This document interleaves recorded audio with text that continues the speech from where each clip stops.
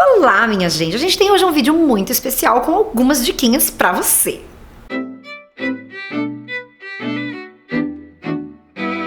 Se você acaba de aterrissar neste vídeo, meu nome é Jana Viscardi, dona deste mesmo canal que se chama igualmente Jana Viscardi, que sou eu mesma. E eu estou participando de um desafio da Unites. Me foi enviado um manual que se trata sobre o HIV e AIDS, e lá tinha um monte de informação que eu achei que eu devia compartilhar com você, porque boa parte dessas informações tem a ver com o que, minha gente? Comunicação, linguagem, a maneira como a gente vai se expressar no mundo para falar sobre HIV e AIDS. Mas antes de começar nas dicas, eu devia dizer pra você, caso você não saiba, o que significa o acrônimo HIV e o outro acrônimo AIDS. Está preparado para esta aula de inglês? O acrônimo HIV vem do inglês e significa Human Immune Deficiency Virus. Será que eu falei certo?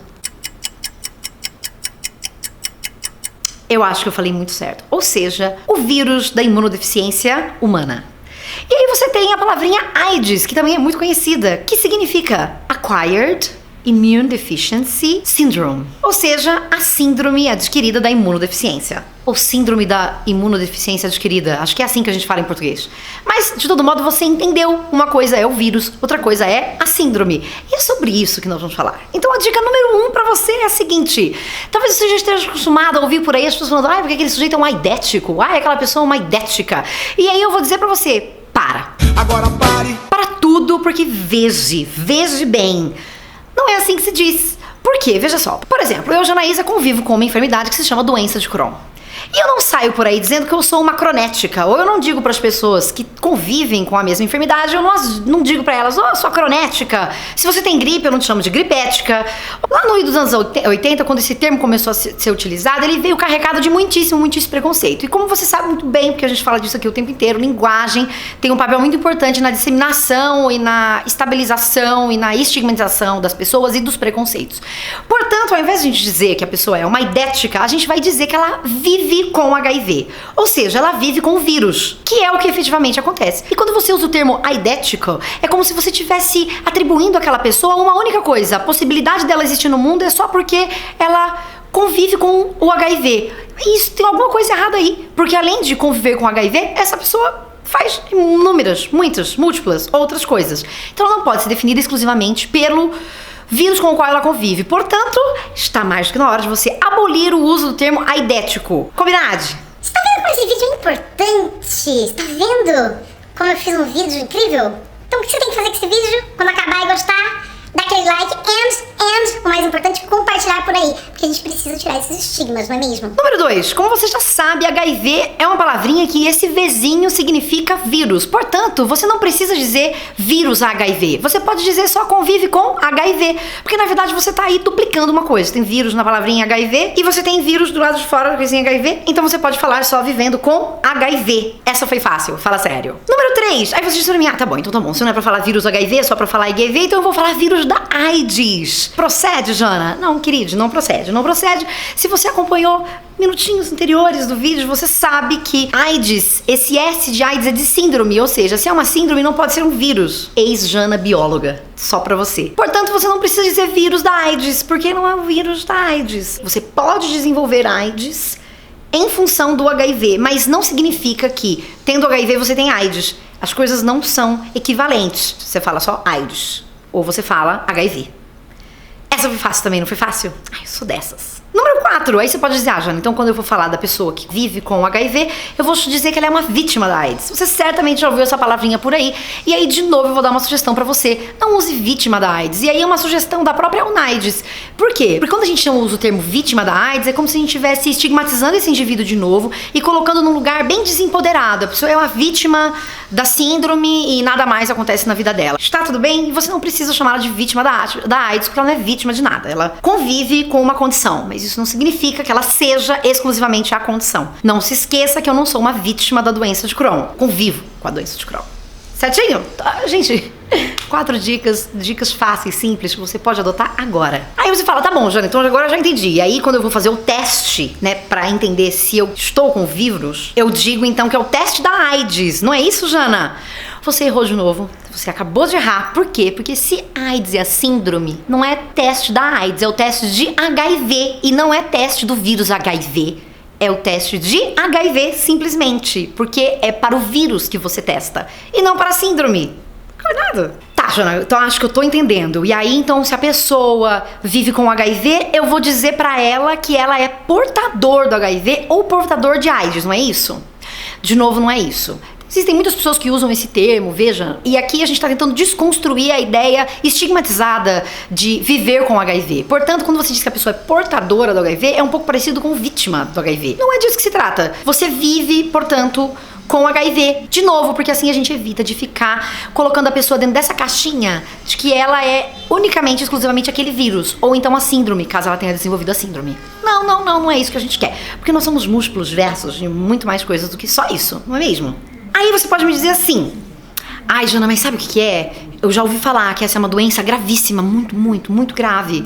E que, portanto, ela é uma doença incurável e que ela é uma doença mortal. Veja só. Verdade, ela é uma doença crônica. Ou seja, você tem que tratar dela ao longo de toda a sua vida, porque uma vez que o vírus está dentro de você, ele não vai mais embora. Mas isso não significa que você vai morrer por conta do vírus. Então, quando você usa essas palavras desse jeito, doença incurável, imortal, você está atribuindo também uma estigmatização, de novo, para o convívio com essa síndrome ou com o vírus. Hoje a gente sabe muito sobre o vírus, muito sobre a síndrome.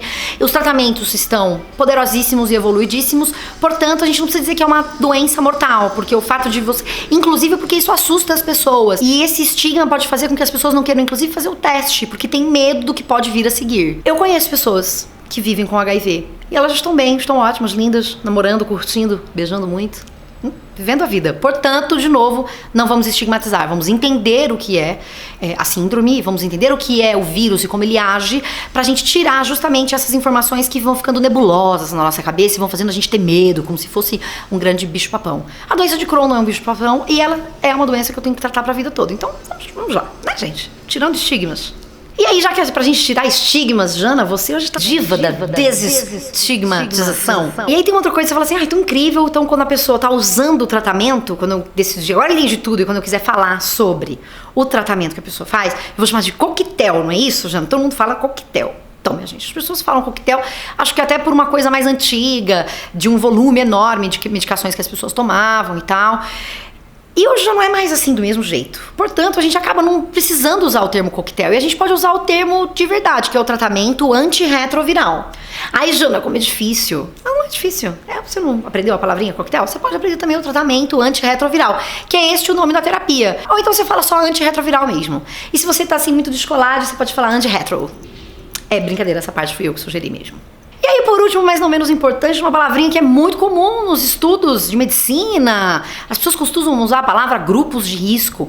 E isso acabou trazendo um estigma muito forte para algumas comunidades e um preconceito ainda maior e mais horroroso contra um grupo que a gente conhece, a comunidade LGBT, por terem sido colocadas nessa coisa do grupo de risco. Ah, são essas pessoas que são um grupo de risco.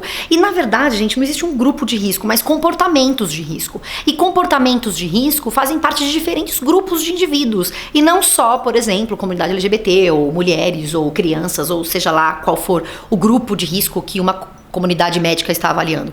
Então, neste caso, a gente está falando de comportamentos. Se eu estou trazendo esse vocabulário aqui para a gente pensar o caso do HIV/AIDS, é porque este é um caso de fortíssima estigmatização e de muitíssimos preconceitos. Por isso que o olhar para a linguagem ele é tão importante, porque eu já disse, a linguagem acaba carregando esses preconceitos todos. Então, eu estou sim técnica e tecnológica e toda didática hoje, porque eu achei importante, quando eu li essas informações, trazer isso aqui para você. Talvez você não se lembre disso o tempo todo, afinal de contas, você de repente não fala sobre isso o tempo todo, mas que tal a gente começar também a falar mais sobre isso? Sem tanto tabu, sem tanto medo, sem tanto, ai não, mas é só aquelas pessoas ali. Nada disso, minha gente. São os nossos comportamentos que podem nos levar a conviver com o vírus. Portanto, a gente tem que olhar para o comportamento e não para o grupo de risco. E aí você tem que parar de estigmatizar as pessoas, você precisa parar de rotular as pessoas e de colocá-las nessa caixinha do preconceito. Essa coisa nos 80 da relação com HIV e AIDS já passou, gente. Então era isso que eu tinha para dizer. Achei que eu tô muito educativa. Você não tá com orgulho de mim? Eu estou com orgulho. E este vídeo nem é um vídeo patrocinado?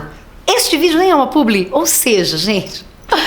Ai, eu sou maravilhosa mesmo. Aí eu quero que você me conte aqui embaixo se você vive com HIV ou não vive, se você já teve medo ao fazer um teste, se você já se confrontou com algumas dessas palavras e ficou na dúvida ou disse por desconhecimento ou viu pessoas dizendo isso com estigma, de maneira negativa.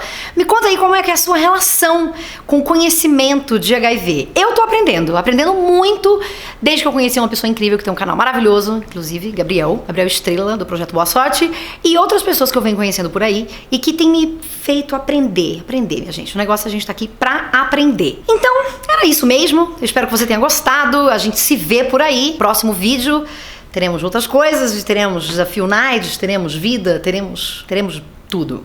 Tá? Um beijinho pra você e tchau, tchau!